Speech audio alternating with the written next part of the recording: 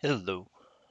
I still have a sore throat, but um while I was laying here, there was a movie on TV, Grindhouse, and we're not to that yet, but I actually worked on that movie um uh in my 20s, and so I was sort of inspired to get to that point while I was remembering some of the cool things. Um, and That's coming up. So Um, there was something else. There was one thing about my dad I wanted to talk about. I don't remember if I mentioned it, but I was trying to think of sort of profound things that influenced me. Um, one of the reasons I didn't hang out with my dad's side of the family very much at all, there was an incident that happened. I don't think I talked about this, but I couldn't tell you what age I was, but my dad had taken me to the hospital. There was someone on his side of the family that was dying, some old man. I don't remember why he was dying. So I was in the hospital. My dad made me go see this guy, and so he's on his deathbed, and he like crooks his finger at me. You can't see me, but I'm crooking my finger to call me over to him. So I go up next to him, and I lean in, and he says with his voice, his dying voice, uh, "You better marry a white girl."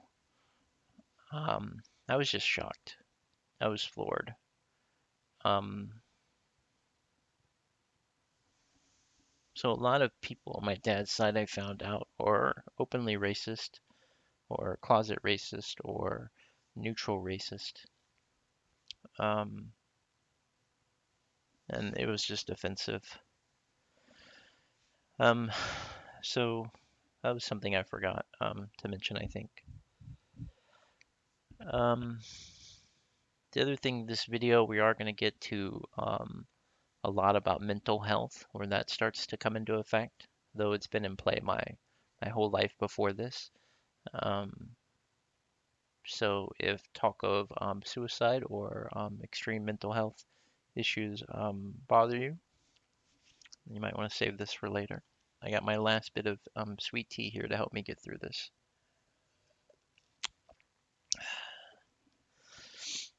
Um, this is a picture. I did not take this. This is off of Google. Um, this is the backside of the ship I was on, the USS Enterprise, CVN-65. It was the first nuclear-powered aircraft carrier. It had a bunch of different prototype nuclear reactors on it. So that was a challenge. You had to learn each one and how they're different. This picture, I picked this one specifically because the backside of it here, um, you can see kind of down where the people are below the flight deck. Where I slept was actually right uh, on the other side of this wall, or very close to the other side of this wall. Um, so I could hear anytime the engines, the turbines down below, you can't see them down there, but anytime we started going fast or were not going and they turned on, I could hear them and it would wake me up.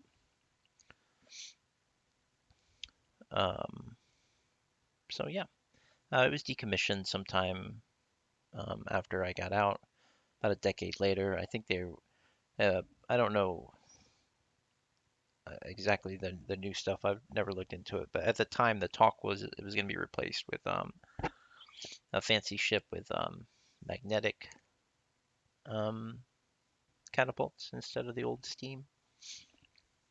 So yeah, it's I don't remember exactly, something like a quarter mile long, um, and mostly a main hallway that runs front to back on each side down there, so you can kind of get where you need to go. I never went on the flight deck very much. The I was only seasick twice. guess I'll tell this story now. I'm skipping a few things. We'll go back, but when I had finished all my schools and I got assigned here, um, you sort of get a weighted choice. Like you can pick, do you want to be on a submarine or do you want to go to an aircraft carrier? For us nukes, the ones who graduated the nuclear program. This is a decision, the time travel thing I think about a lot. I think my personality, what I'm interested in, would have been much better suited on a submarine, a smaller amount of people. This is basically a small city. When fully loaded, you're looking at 4 to 5,000 people. Um, so I think a submarine, much tighter, better relationships. Now, of course, the downside, if I had rolled an asshole, um, then I'd been in close quarters with the asshole. So I don't know if things would have turned out different. I feel like they would have. So only 2 times I was ever seasick. When I was flying out to the ship, they were already in the North Sea. Um, the North Sea is north of Europe, east of Great Britain, and it is a very turbulent, very windy, very wavy, very stormy area. And flying in, we landed on the aircraft carrier, um, which was a crazy experience. I'm strapped in backwards on this plane. Landing on an aircraft carrier is you go from flying to zero very quickly. It's not like at an airport. You're landing on a wire catches you and stops you. Uh, so it is very jarring. And of course, we were in the North Sea, everything was choppy. Now, an aircraft carrier is very big, so it's not like a smaller ship where you're dancing along the side of every wave. Uh, but I instantly became nauseous. You land on the flight deck, they're hurrying you to get below deck so you can get off their deck and they can go about their business. You're just a nuisance. I needed immediately to go um, get some medical care because I started to throw up. Um, they give you a little purple pill, I think it was, and I was instantly better. Um, that only occurred toward the end on the way home once more, and I will tell that story because that's a great story a little bit later. Um,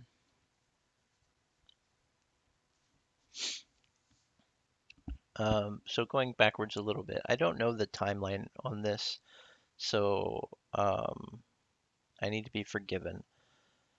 But um, we need to talk about the relationship part with my first serious girlfriend, who I was madly in love with. Remember, it was long distance. Um, now that, and I had to very much focus on my academics and everything. That doesn't mean I was um, ignoring any amount of free time that I have. I call her every day. We would write constantly um, and make plans to see each other. Uh, so, but it was long distance, and that's difficult um, for both people. I at least had something I had to focus on. Um,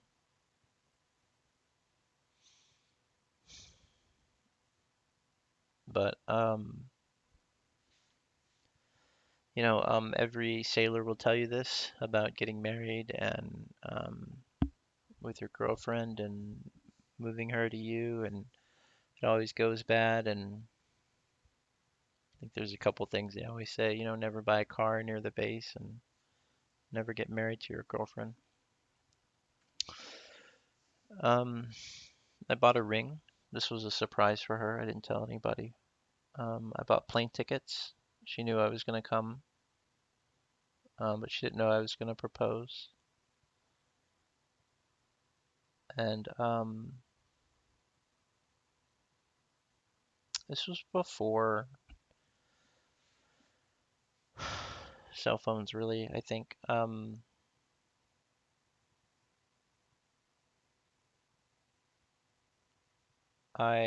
She ghosted me. Basically, all at one day, she stopped answering my calls, and it went a couple weeks as we were getting closer to the date where I was going to fly in. The ring and everything still a surprise. Um, but she stopped answering my calls. I started getting worried. Time went by, a week or something, I'm not sure. It felt like forever.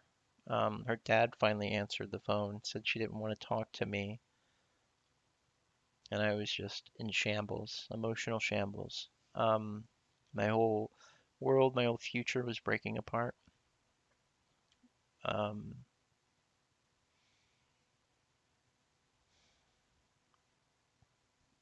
she ended up getting on the phone with me at some point, telling me she had been seeing someone for a while, someone else, and she had been lonely.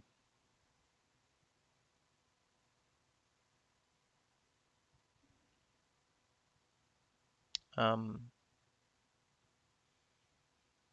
I can't stress how much this broke me. Um, the other thing I'll say about this, before we get into other parts, I didn't know it then, but one of the struggles that I had that I couldn't cope with, is that part where someone you love leaves you. Um, and I wouldn't learn till much later that I don't think I have the capability to unlove someone, to not love someone who, once I make that bond, that attachment, I don't think it ever breaks for me. It gets dimmer, but anyone I've ever loved, I still love to this day. And I know that that's not normal, I guess, quote normal. Um, but there are other species that mate for life.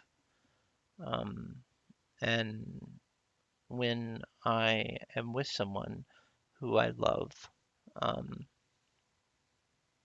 I am loyal. Um, I don't know what happens if uh, I'm around two people I have loved. I don't know how exactly that would work. But there's no reason for any um, current girlfriend to be jealous. Not that girls need much reason, but there's really not for me. But I do have the capability to love, and I haven't found a way to unlove anybody. And when I was younger, that was extremely difficult and confusing because I would still feel that love when long afterwards they were able to toss me aside and get rid of me. Um, so, um, but it broke my mind. And it caused me no end of troubles for many years. Now, we're going to skip ahead. So this portion happened at some point. I don't know when. So all through the other struggles we talk about and experiences, we have to keep this in the background. Um, this broken heart. And we'll talk more about it toward the end here. Hold on. Okay. So we do our graduation from our schools. We decide to pick aircraft carrier over submarine. Um, we fly out to the ship. We talked about that. Um,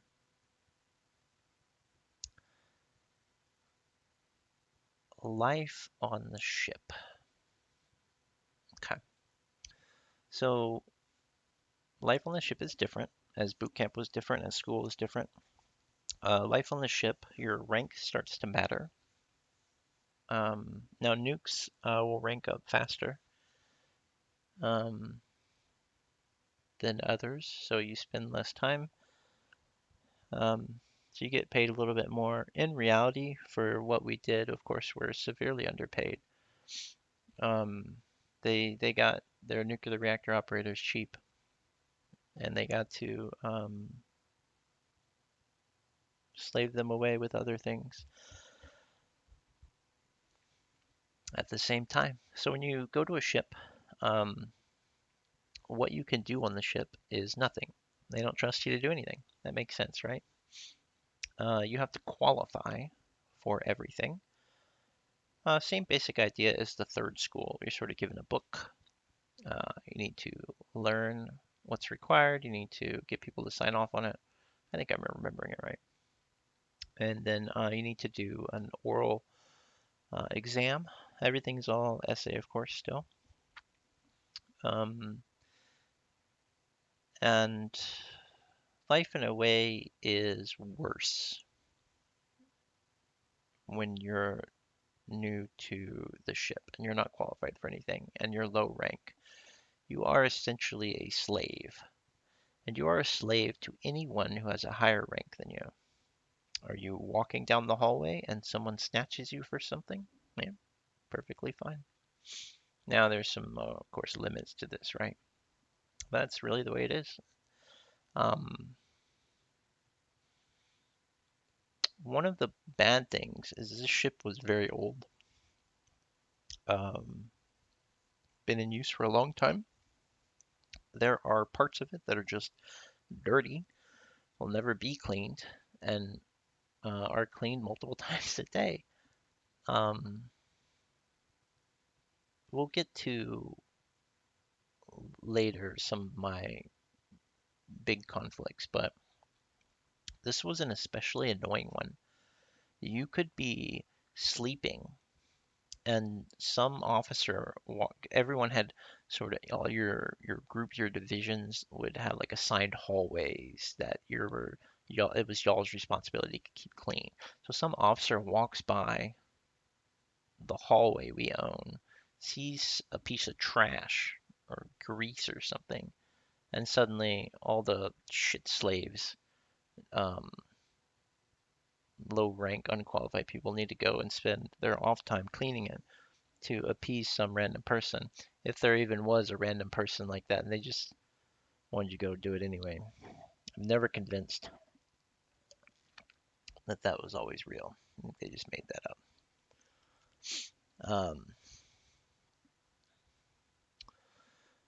Um, food was actually good. Um, I think it was pizza once a week. Oh, and every time we would refuel or resupply out to sea, we'd always have like lobster the next day or most of the times. So I had no complaints. The only complaint is they were very rigid. So they're open between these hours. And, if you didn't happen to get the right amount of time off, you might have to wake up early or cut your sleep short to eat. So I always thought that was really annoying. Um, um, but the food was really good. I was happy with it. Trying to remember any controversies or anything. Um, there was a lot of sexism. There were, of course, girls on the ship. Um, I want to say there was no girls on submarines. I don't know if there are now. But there was a lot of sexism. Called girls in the Navy Navajos. Um, there was a big bust, quote, prostitution bust. We were out to sea, and there was some chick who was banging a bunch of people and officers for money. Was caught with a bunch of cash. Um, uh, so it was really unfortunate. Um,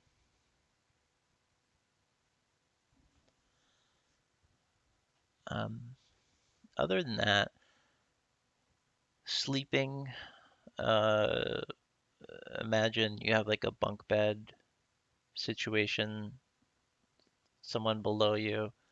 So I had a top one. The only thing above me was a ceiling, and then you put your bed sort of lifts up, and you can put your stuff under your bed, under your mattress there. Um, there we had a lot of nerds, so of course um, there was some satellite TV in a common room, but a lot of the nerds had rewired so they could get some TV from their bunks. You could make collect calls from some payphones on the ship sometimes, most of the time, unless we were doing something secret. Um,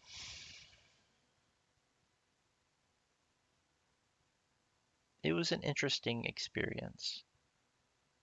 Um, I'll talk a little bit about what happened. The big turning point would be 9/11. So I was out to sea on the ship on 9/11. So we're going to talk about what it was like before and then what it was like during and after that. Um, so, I flew on the ship. You start to learn and qualify for different posts so you can stand watch. Um, you have to do this for things other than just the nuke stuff. You need to do fireman drills, um, uh, repairs, flooding. Um, all these things also happen on top of quote, what your job is for. And I remember the most, it is just hell. The firefighting one is awful because you have to get in the firefighting suit, and we would be somewhere like the Arabian Gulf or something, and it would be super hot. Um, and you're sweating buckets. We'll talk about the hottest I've ever been um, a little bit later, but this is the second. It was just a miserable experience, and you just can't wait for it to be over. And it just seems to drag on. Um, so we'll back up. We'll talk. I came on at a pretty good time. Excuse me. Um, they were doing a lot of port stops. So you would go somewhere and stop in a port for a couple days or a week or whatever, and it would look something like this picture. You would be somewhere and you'd get off the back on small boats and they'd take you to the island or wherever you happen to be. So I got to travel to a few places. Um, Now the importance of this, and I was asked this by or commented this by Brandy not too long ago. At some point we were talking and I said, I've been able to travel some places, and she snapped back, what does that have to do with anything? Well, I'm going to answer that here. Um, I got to see how different people live their lives, their governments, their cultures, um, what they cared about, their concerns, things they liked about their country, their laws. And it gave me a perspective outside of my small town, outside of the big cities I lived in, outside of the country I lived in. We're going to talk politics and stuff here too, inevitably. So, um, getting to know these other people, getting to see their countries and how they live their life was very valuable experience. And I wish more people had that. We are really spoon fed, and it's not until you are able to step away to see how crazy things actually are here. Um, I hope they don't do it now. But we used to pledge allegiance to the flag in school. That's some psycho nationalism shit, man. That's not normal. Um, of course, we don't have universal health care here. That's absurd. Um, it's just a given in other countries. Um, and being able to experience this and see what it's like really, really helped my perspective. And I really enjoy, um, talking with people who are from different places. Like I mentioned in high school, I had my friends were the foreign exchange students. So um, I have a passion because ultimately my moral belief, my philosophical, my political belief stem a lot from the idea of a utopia, a perfect world, and how we can reach that is what I'm passionate about. Um, and of course, my life is a story of how that has been tempered by reality. But the idea remains the same, My belief is that we should be working, both as parents, as humans, friends, family, for this better world. That we find these problems, we fix them, and the next generation learns about them, but doesn't have to experience them. Um, and so this was very, very helpful to me, and I'm very grateful to be able to travel. Um, so places that we stopped. So I had been through the very tip top of Great Britain in airfield. I didn't see much there before I landed on the ship. And these are a little bit out of order, maybe, but uh, I'm going to try to put them in order just from geography. So I know I went to Lisbon, Portugal. Um, that was a neat place. What I remember most, uh, so I had these rules for every port that we stopped in. I would always walk to get lost. I would always eat someplace local, and I would always bring something back. So these were my three um, goals that I had every single time. And what that means is walk to get lost. You just pick a direction and you start walking. It doesn't have to be tourist spots. You just walk, you find people, you talk to them. Um, Eat somewhere local. That just means you're not going to the nearest McDonald's. And bring something back means exactly that. Um, so Lisbon, Portugal. There's some interesting stories there. Things I remember the most. There was a train type thing, tram, that ran along the coast. Um, I remember taking that. Um, so that was, oh, I took that. Yeah, there's a clock. Oh, they were so beautiful. Um, like I don't remember what you would call them. It's a big, so what I imagined was I would have a fireplace and I would put this clock, and it was pretty big. I want to say, a foot and a half, 2 feet tall or something. It was like blue. It looked like the color, like if you threw something under the ocean for 10 years. It has this like mixed faded color, but it has a working clock on it. And I just thought it was beautiful. And I got one of the biggest ones I could uh, and still managed to fit it under my bunk. Um, I remember riding the train out there to this shop that had a bunch of these different clocks out near the ocean. And the guy was a real nice guy or girl and talked for a while. And I wanted the clock, is what I wanted to bring back. Um, the eating at a local place, also a good story. Um, went with a buddy and um, we smelled something, and so we're like going through these alleyways, um, and it was a fish shop, which is really weird 'cause it didn't smell like fish. So we went in, and you could turn left or right, And right in front were these fish on ice. And on the right, we sat down, uh, and there was not, the waiter didn't speak English, but there was somebody else in the back. I think some girl came out who spoke a little English, and they gave us a menu, and she was sort of making the sounds of the food.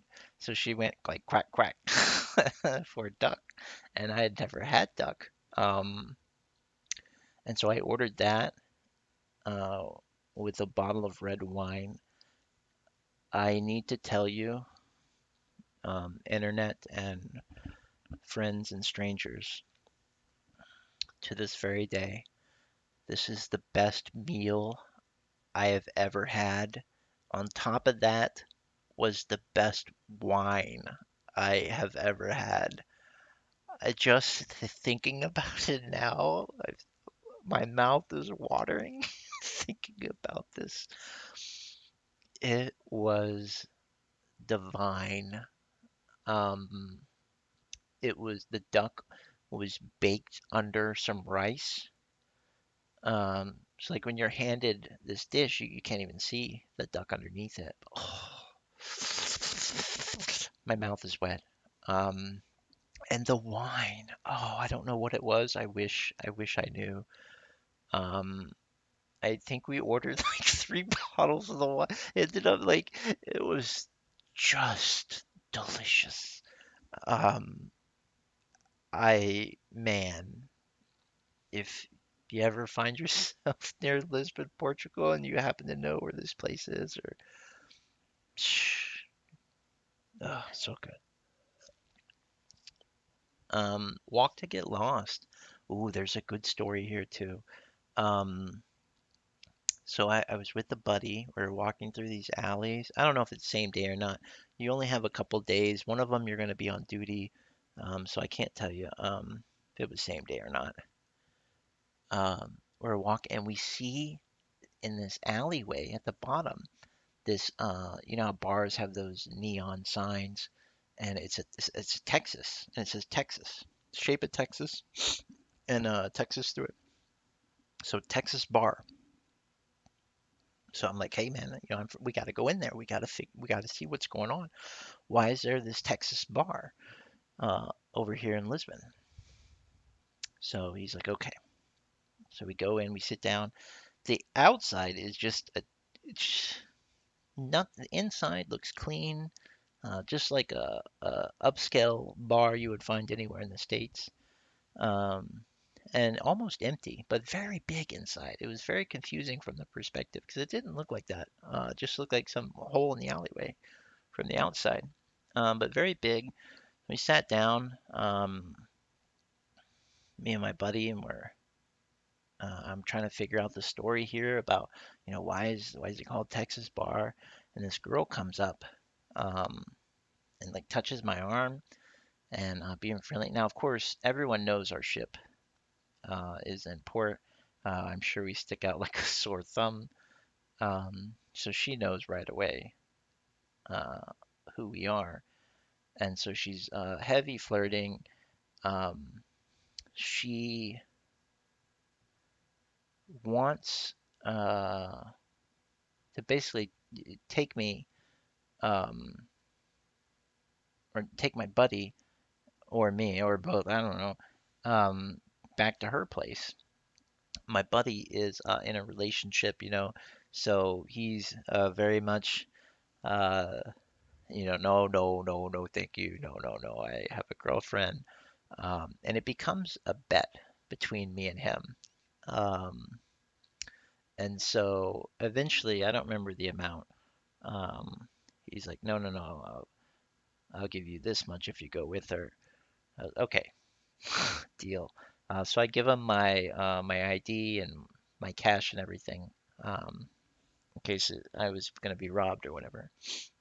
Um, and I take this girl, and she takes my hand, and we hop and skip back to her place. Um,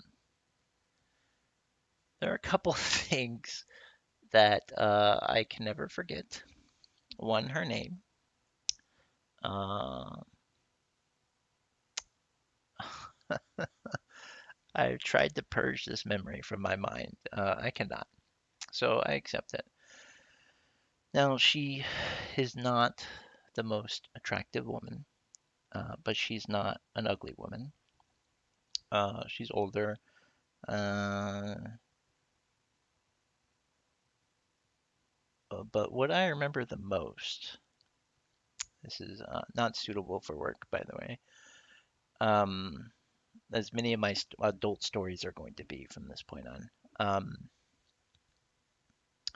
What I remember the most and why she stands out is that I wore a condom, of course, but I did not feel anything when I was inside her. And you may say, well, that's weird. That's not possible. I assure you, ladies and gentlemen, it is possible. I double checked. I personally made sure and inspected. I could feel something, of course, but for the most part, I could not really feel anything. Um, Now, this could be a brand thing. I could be making a mountain out of whatever condom was used. But it also didn't help that her English was a little broken. So this is funny now, but it was traumatizing then. In her encouragement for me, in her dirty talk, she would say, "Give me your milk." So that didn't really help, but she made an effort. Um, what ended up happening was I closed my eyes and I concentrated and I thought of um, the most beautiful girl I could think of, um, and imagined me in that situation. And with my mind, my Jedi ability, I was able to finish. Um, and then we went back to the bar for a little bit and had drinks, and eventually told my story to my buddy, and so that was my get lost in Portugal story. Um, Overall, pretty good experience. Um, what else? Sicily. Um, so this is an island off the coast of Italy, of the boot, west, if my EU4 memory is good. Um, Anytime we pull up to an island, no matter how big or small it is, we have the potential of drinking them dry. So I'm pretty sure this is what happened. Um, so it wasn't Italy proper, um, but my biggest takeaways, the dirt, you know, reaching down the soil was old. Like here, you reach in the dirt, it's rich and dark. There, it was dusty and gray. Um, and that was one of the biggest takeaways, just the ancient feel to things. And even in their architecture, or their roads, or their beaches, you would see something that reminds you that this place has been here a very long time and used by humans. Um, I don't, Nothing's coming to mind when I think of walking to get lost there. Um, what did I bring back? The chessboard. I think it was the chessboard. It was beautiful. The pieces are kind of cheap and painted over. Ended up later, one kid or another ended up breaking one of them, but a beautiful chessboard is what I brought back. Because I loved playing chess. I'm not very good at it. It's not really a passion. It's just fun. And it's kind of an international game. Um, Ate locally. I don't recall. And of course, next to the memory of the duck, uh, what could possibly compare? Uh, what a Greek? There was a Greek island we went to. Now, this one had a temple on the top of a mountain. I don't know where this was. Um, Me and my buddy, who was Greek, uh, walked up this mountain, and at the top was a temple. I don't remember. I can't recall the. I've tried to find it before. Um, but on the temple, there was buried in the dirt, and you could go up. You could touch these old pillars. There wasn't much left. Just two or three pillars leaning up or knocked over. There was a small, um, look like chariot arena near it. But in the dirt, there was this plaque, and my um, buddy dared me to take it. And of course, I wanted to bring it back. Um, of course, this is wrong, by the way. This is very British. Um, so he had a backpack, and it would barely fit in the backpack. It's super heavy, by the way. You'd have to hold it up the straps, or it would break. Um, and I carried it all the way down. We alternated all the way back down through customs and um, up onto the ship. I'm going to skip ahead here because it's a funny story. Um, when I embellish this and tell it, you want to talk about the ancient Greek gods being angry. And I would always say, no, no, no, no. They've been stuck there for a long time, just taking them on a little vacation to the new world. Well, on the way back to the States, there was a hurricane. And the rest of our carrier group went around it, but we went through part of it because we're a big carrier. This is the second time I ever got seasick. Um, those movies where you see giant waves? None of them have ever conveyed what I actually saw. So you can see this back here.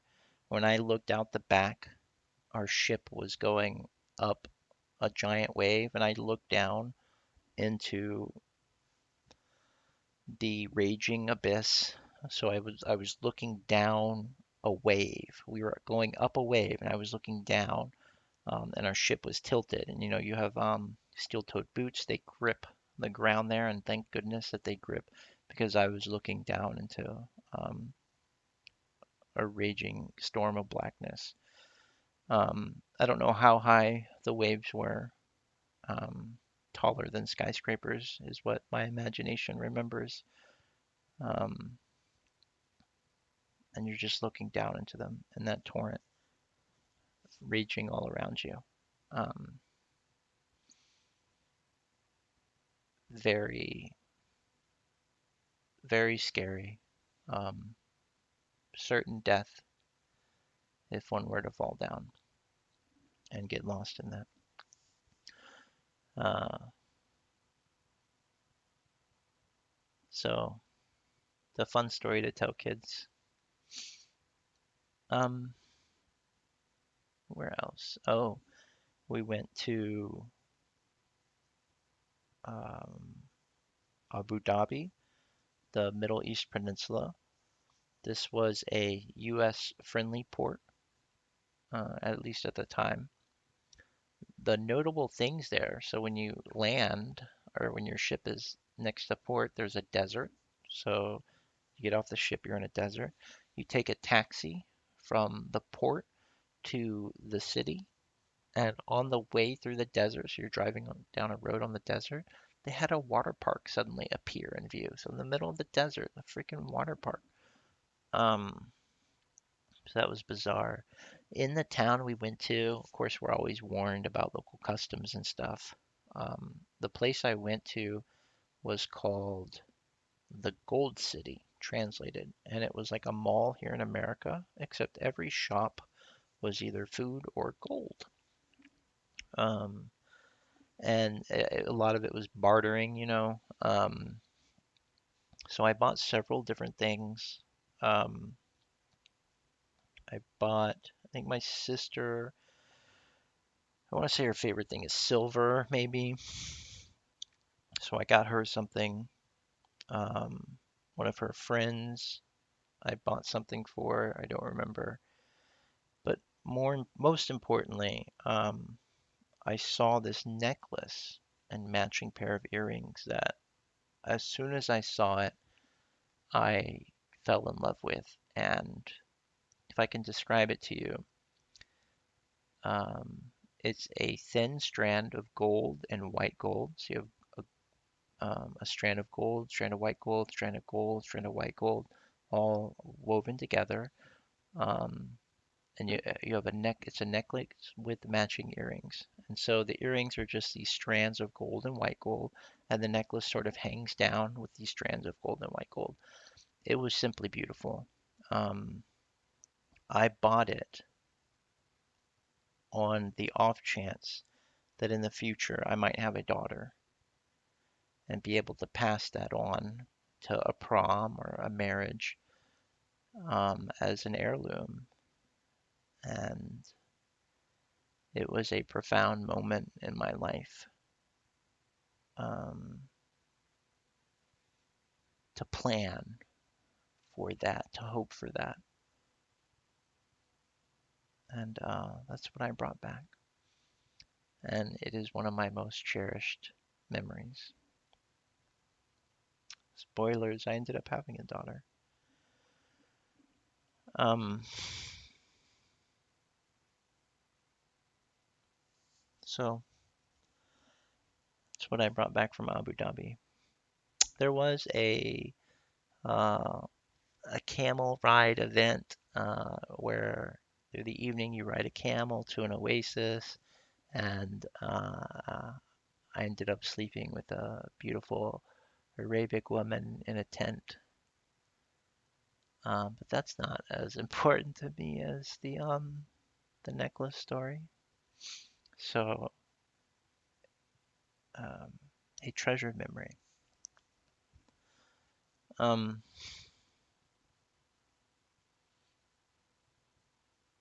were there any other ports?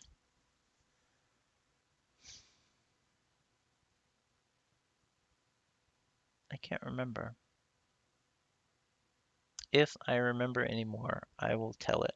We're going to end here because I have to go to the bathroom and my throat is really hurting. Um, we'll end with 9/11. We were headed to the south coast or to South Africa. So we were on the eastern coast of Africa at the time. We were planning to stop in South Africa. We were planning to stop in Rio and then in the Caribbean after that. So we had a lot of good things to look forward to. Everyone was excited when 9/11 happened. I remember I was sleeping. Someone came to wake me up. Hey, wake up. Hey, wake up. Come watch the TV.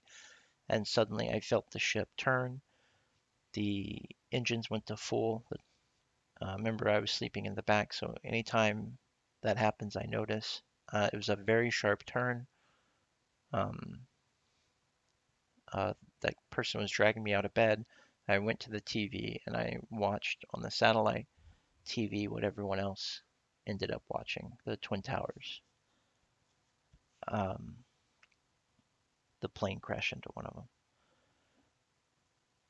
Um, we'll pick that up next time um, in a day or two when I can talk better without it hurting. But we turned and raced toward the Arabian Gulf. So we'll end it there. If I remember anything else, we'll talk about it next time. Bye.